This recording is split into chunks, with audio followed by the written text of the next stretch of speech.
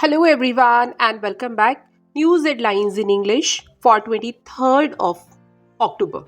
And first of all, national news. PM Modi met Putin, pushed for Ukraine war to end quickly, peacefully. New Himalayan snake species named after Hollywood actor Leonardo DiCaprio. PM Modi welcomed with Krishna Bhajan, Sanskrit song upon arrival in Kazan. Four hornbill birds found hidden in luggage rescued at Mumbai airport. China confirmed agreement to end border standoff in eastern Ladakh. Trying to restore trust, Army Chief on India-China patrolling deal.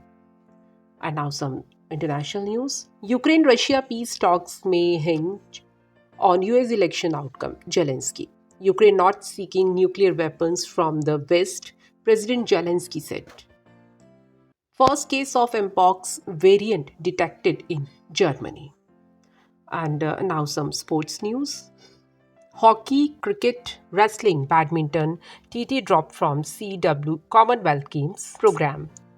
Ruturaj Gaikwad to lead India a squad for tour of Australia. India beat United Arab Emirates by 7 wickets in men's T20 Emerging Teams Asia Cup in AI Emirates.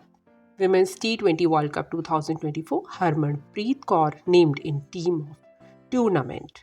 Business related news. RBI added 13 firms to its alert list of unauthorized forex trading platforms. India well positioned to capitalize on new growth opportunities. Nirmala Sitharaman. CK Birla Group to sell Orient Cement to Adani Group at 8,100 crore equity value. India's growth outlook supported by robust domestic engines, RBI article.